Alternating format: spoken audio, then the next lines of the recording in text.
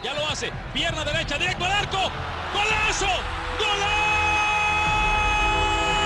¡Golazo! The world of football with a soccer perspective. This is Soccer Today with Duane, Rollins and Kevin Laramee. Live on the Sports Podcasting Network. Good day, good night, and welcome to Soccer Today for August 31st, 2018. Summer is close to being over, isn't it? Our favorite sport is back on every television, every weekend. Yes, Major League Soccer gets us through the summer months, but yesterday, the Champions League draw does launch the Champions League season and the hype, and wraps up the 2017-2018 season with the 2017-2018 awards from UEFA that were announced yesterday. We'll talk about this on the show, and after the break, we'll talk about the preview of the weekend. We'll talk about Major League Soccer's big games this weekend for the playoff race and the Premier League's fixtures that are going to make us get up early tomorrow morning. But first of all, let's look at the award winners from yesterday from Monaco before the Champions League draw were announced. The winners of the 2017-2018 UEFA awards. A few different awards we're going to talk about. Goalkeeper of the Year, Defender of the Year, Midfielder of the Year, Forward of the Year, the Woman Player of the Year, and the UEFA President's Awards, which is not really important, and of course the Player of the Year 2017-2018, which was won by Luka Modric ahead of Cristiano Ronaldo and Mohamed Salah. A bit of a surprise, yes, but Luka Modric's performance in the World Cup, getting Croatia to the final, his win with Real Madrid, put those together, and you got yourself a winning season, and that's exactly what happened. Goalkeeper of the Year 2017-18, a Real Madrid player. Once again, Real Madrid has a hold of a lot of the awards that were given out yesterday in Monaco. Keylor Navas, goalkeeper of Real Madrid, has won Goalkeeper of the Year. Defender of the Year, Sergio Ramos with Real Madrid again. Midfielder of the Year, Luka Modric from Real Madrid. And Forward of the Year 2017-18, Cristiano Ronaldo of Real Madrid.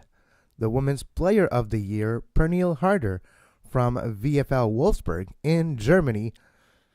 And the UEFA President's Award, David Beckham, for his contribution to the game and his contribution to the growth of the game, especially in North America. But this is more for like a Lifetime Achievement Award, you could say, for David Beckham. And of course, as we mentioned earlier, Luka Modric won the Player of the Year. A bit of a surprise, a bit of a, I don't know.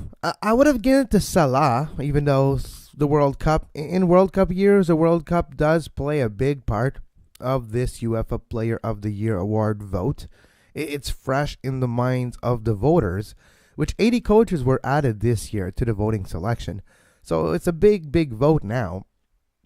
And you kind of have to give a lot of credence to a player like Modric who performed well in the World Cup, and you have to give the importance to the World Cup in this vote as well. But it's not just about this. It's about Real Madrid and their third straight Champions League, if I'm not mistaken. It's like almost amazing, but maybe they won't win this year. We'll see.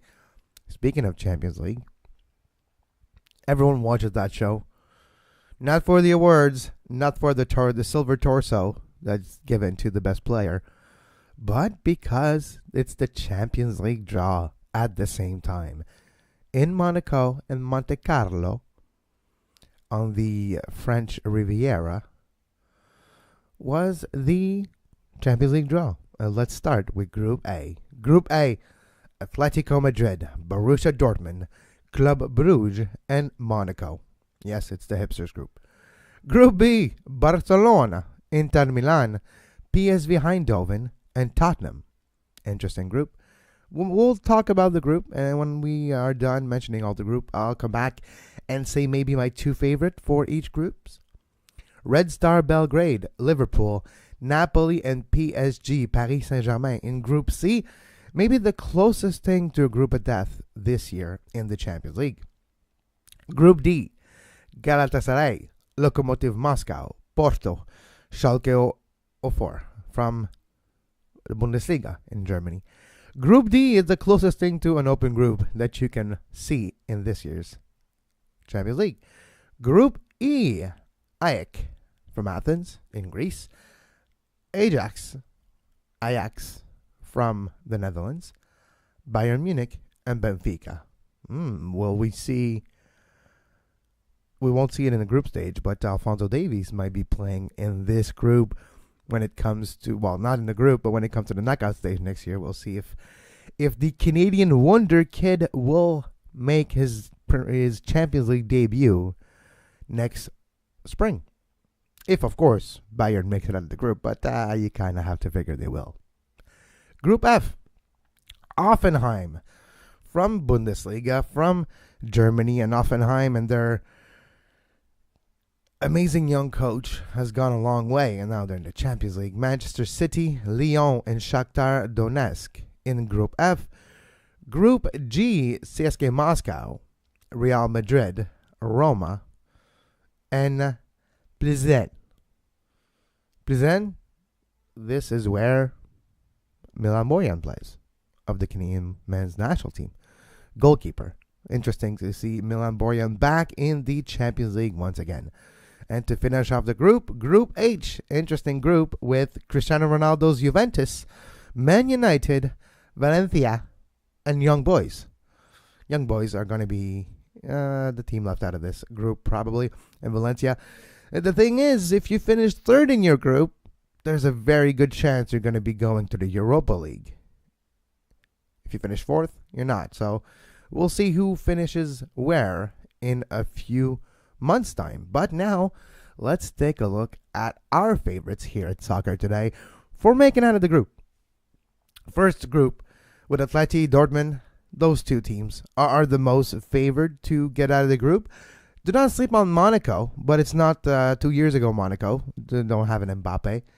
It makes a big difference. So I have a feeling Atleti and Dortmund, the two hipsters team, if you want to put it this way, are going to make it out of the group of Group A. Group B, Barcelona, Inter Milan, Eindhoven, and Tottenham. I kind of have a feeling Barcelona's going to win that group. I don't know. It seems pretty open to me. But then the second spot, it's going to be interesting. Inter Milan Internazionale, their first Champions League since the 2011-2012 season. Well, it was 2011 because they didn't make it out of the group, I believe. So can they rekindle their former glory? Won the tournament in 2010. But can Inter get out of this group? That's the question. It's not going to be easy. But for me, it's going to be Barcelona and Tottenham getting out of Group B. Group C, the closest thing to a group of death. Yeah, Red Star Belgrade will finish fourth. The question is, who will win the group? Who will finish second?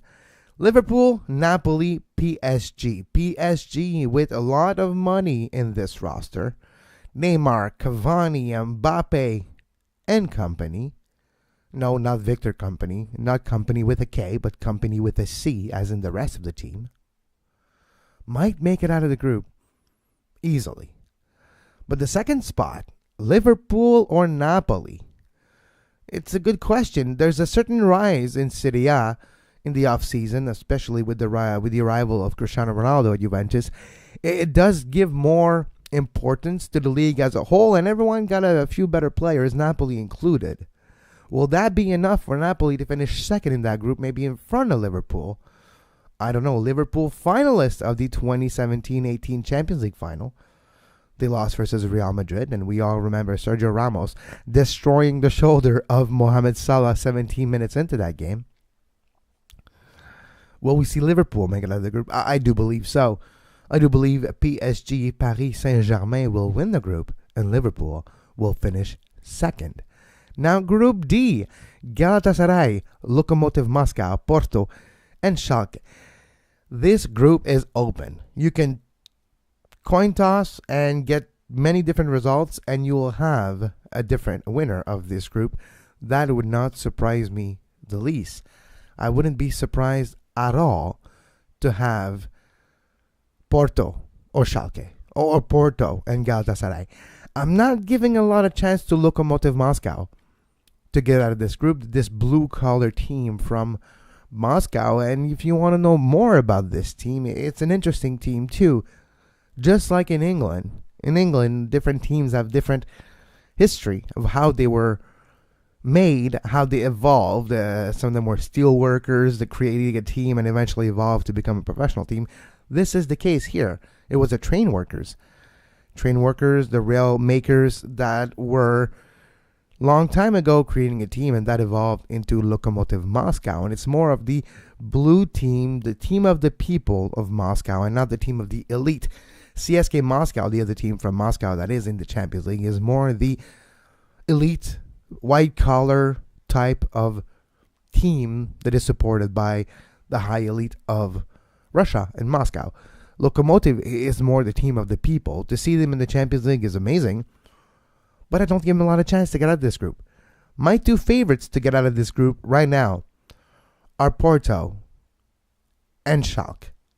This could change. Galatasaray could surprise me, but I do feel the Portuguese team from FC Porto and the team from the Bundesliga will get out of Group D.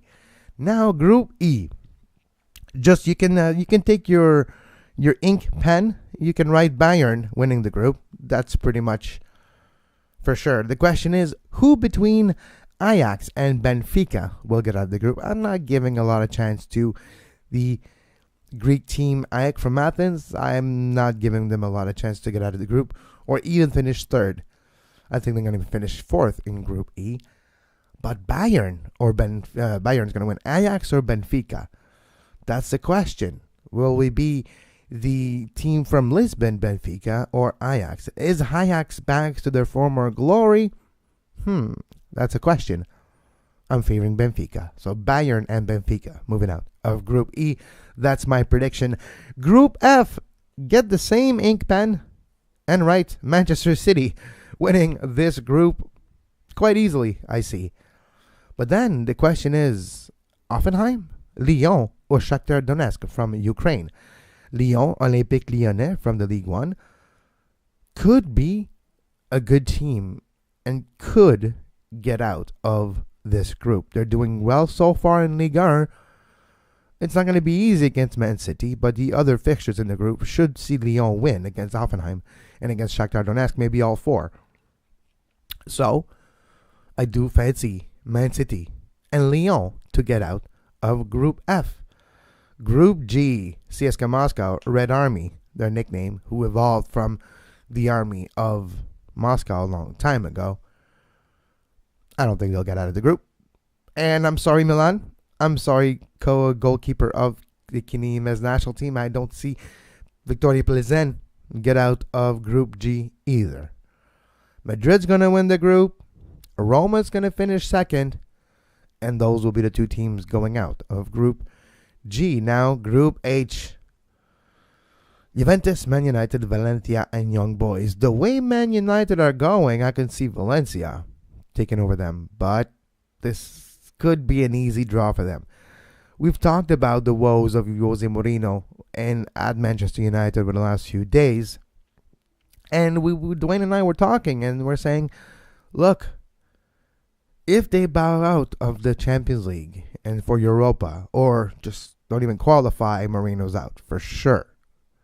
That's our thinking and our understanding. But when you look at Juventus and Man United, they're clearly above the rest of the group. So I feel Juventus is going to win pretty easily that group, with Man United finish second, Valencia third, and Young Boys fourth. Young Boys from Switzerland, Valencia from La Liga. So this is your Champions League 2018-2019 draw. And those are the interesting matchup that we're going to see in the next few weeks. Who do you think is going to win the Champions League in 2018-2019? Who is your favorite, and who do you consider your group of death? Let us know on social media at Soccer Today SPN or at Kev Laramee, and we'll be right back after a very short break. You are listening to Soccer Today. Follow us on Twitter at SoccerTodaySPN and like our Facebook page, facebook.com/Sports Podcasting Network. You can find the podcast version of all the shows we do on iTunes, Apple Podcast, Google Play Store, TuneIn Radio, iHeartRadio, and anywhere you get your podcast.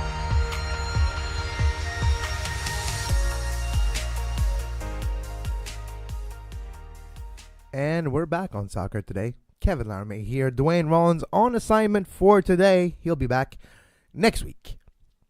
Before we talk about the Premier League and the marquee matchup this weekend, let's start with Major League Soccer and interesting games regarding the playoff race in both the Eastern Conference and Western Conference of Major League Soccer.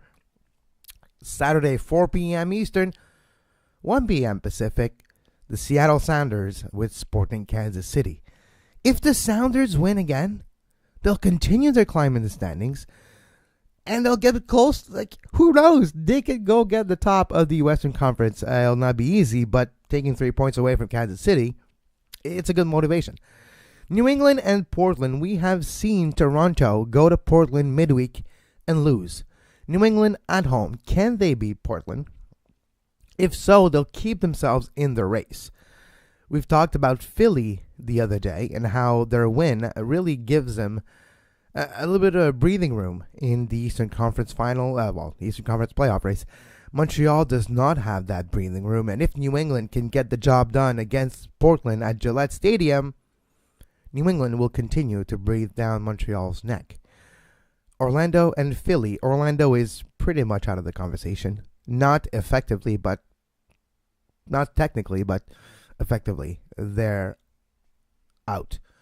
Orlando and Philly. Can Philly get the win down in Florida? If so, Philly continues on a great run. Montreal Impact at home against the New York Red Bulls. Right now, the Red Bulls are top of the Eastern Conference. Yes, Atlanta has a game in hand, and the Red Bulls only have 1 point ahead of Atlanta right now. But that's not going to be an easy game at home for the Impact.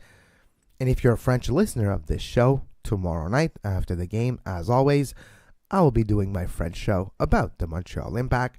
Montreal Impact versus the Red Bulls at home. A fascinating matchup for Montreal. They need all the points they can get. They don't have a lot of games remaining versus other teams that are in the Eastern Conference. And Montreal needs to win the games they do have left to play, and hope that a few teams chasing them in the 6th spot fall a few times and don't get those points. Columbus NYCFC. Columbus is well established as the team number 4 in the Eastern Conference standings. NYCFC 3rd. This is an interesting matchup. Can Columbus win at home? We all know the controversy that's going on right now. Columbus versus Austin. Will they announce something already? Are they waiting for the end of the season? I don't know. It's a interesting, if not pretty sad story. But can Columbus disregard the distractions and just continue to perform well on the pitch against NYCFC? One of the best teams in the Eastern Conference, probably the 3rd best team in the Eastern Conference, but you never know. Playing NYCFC in the playoffs at home will never be easy for any team. And if it finishes the way it is right now, NYCFC in 3rd spot would play Montreal in the wild card or the play-in game. And it's never easy to go to Yankee Stadium to play on that very tiny pitch and get a result. So Columbus NYCFC on tomorrow at 8. FC Dallas Houston, the Texas Derby. FC Dallas at home versus Houston. FC Dallas, who just lost 4-3 midweek versus the worst team in the league of the Earthquakes of San Jose. Can Dallas recover and continue their good run in the Western Conference and be a potential team to win the Western Conference? For that, they'll need victories, and for that, they'll need to beat Houston at Toyota Stadium. Toronto FC at home versus LAFC. Toronto desperately needs points, and the team from LA will not be an easy task. It never is. There's something about this team that they're not easy to break down. I do have a feeling it's the way Bob Bradley manages or organizes this team. And yes, it's dad versus son. Michael Bradley, captain of Toronto FC, is Bob Bradley's son. We'll see if that has any impact on the game. But that should be a cracker of a game tomorrow, 8 p.m. at BMO Field. Vancouver, San Jose. Again, Vancouver at home against the Earthquakes. Vancouver with a great comeback win last weekend against San Jose on the road. Can they do that again? And if so, they will be a playoff team and will be in the conversation to be 6th or 5th. The standings in the Western Conference is so tight. A few good results will get you a playoff spot before the end of the season. Now, Real Salt Lake, LA Galaxy. This game might not be that important right now, but in my feeling and the perception from my point of view, the winner of this game might make the playoff, and the loser might not. If the Galaxy loses again, they might not make the playoffs. They might have Zlatan, the second best goal scorer in 2018 in Major League Soccer, but they could miss on the playoffs. Speaking of missing on the playoffs, DC United were on a great run, and that run ended, and now DC United have lost 2 games back-to-back, and they're hosting Atlanta at home at Audi Field. But Atlanta is not an easy team to beat, even at home. Atlanta will want to regain the top of the Eastern Conference if they can beat DC United, and they definitely can. The question is, will they? Will Josef Martinez continue his record-setting season? Already broke the record of Roy Lassiter, Chris Wondolowski, and Bradley Wright Phillips with 28 goals already. He has the opportunity to add to the tally on Sunday at 7:30 p.m. Interesting matchup in Major League Soccer, and we'll keep an eye and come back Monday with the Canadian Review and the Weekend Review to take a look at the new standings after this weekend of play. Speaking of weekend of play, it's match day 4 of 38 in the Premier League. Leicester, Liverpool tomorrow morning, 7:30 a.m. Eastern. Crystal Palace, Southampton at 10. Everton, Huddersfield at 10. Brighton, Fulham at 10 as well. Another game at 10, the one that I'll be watching. Chelsea, Bournemouth. This one, Chelsea, it's not easy for Chelsea this year. It's not pretty, but it works. Top of the table. Undefeated. With Tottenham and Liverpool. Those 3 teams have won all their games so far. And Chelsea should take care of the Cherries without too much work. But it's never easy. West Ham, Wolves. West Ham are in deep trouble so far. And Wolves, after the great result of last week, 1-1 versus Man City, could continue their rise of the table. It's still early. You should not look at the table after weekday 3 or 4. I know.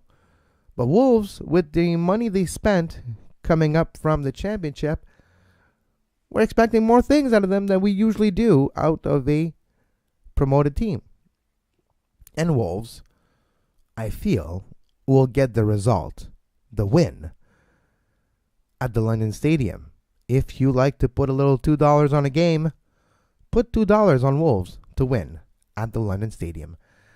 We continue tomorrow afternoon at 12:30 p.m. Eastern. Man City, Newcastle. Newcastle is not a team easy to beat.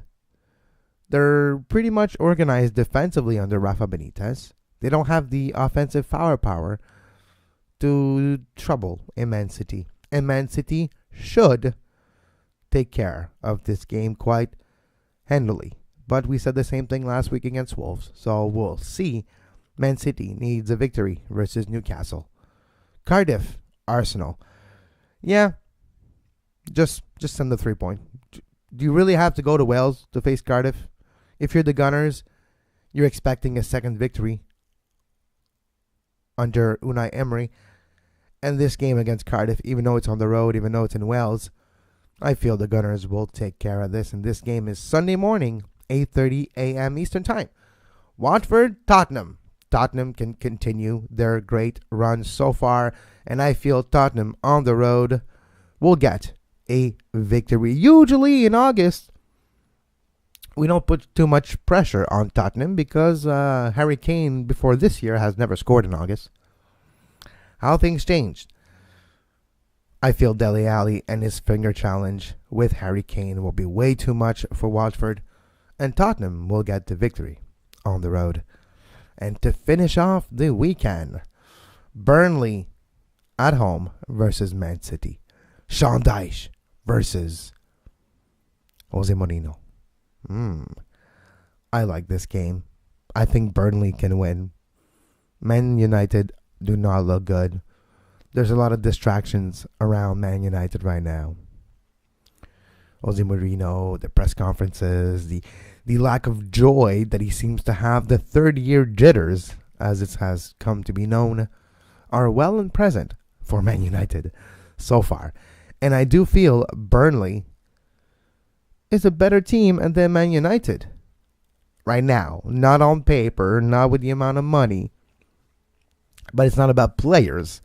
It's about a team. It's about believing in the system of your coach. It's about believing in each other. And Burnley over the last few years have shown us that they do believe in each other, maybe more than Man United right now. So if you want to parlay two games that will make you money this weekend, Wolves on the road to West Ham and Burnley at home to beat Man United. Yes, it's risky. There's a very high probability it won't happen. But if it does, your $2 might transfer and change into maybe $40 or $50, which is not a bad odd, not a bad day at the office if you like to wager on the beautiful game. And if you do so, Wolves win on the road versus West Ham, and Burnley to win at home versus Man United. Lock it in, folks. Lock it in. As always, you can follow us on social media at Soccer Today SPN for the show, myself at Kev Laramee, and Duane, who will be back next week at 24th Minute. Thanks to all the new Patreons that we have been having this week. You can support the show and other projects that we do have by going to patreon.com/sports podcasting network. Every dollar goes a long way. If you pledge $2 a month, you'll get access to the Two Solitude Soccer Podcast for patrons only. Canadian soccer, Canadian Premier League is the topic of choice of that exclusive podcast. And this week we had a great interview with Steven Sandor, who did a survey among Canadian professional players and their thoughts on the Canadian Premier League. It's an anonymous survey, so you do get a lot of great content that you wouldn't otherwise, because players don't want to rustle feathers or burn any bridges.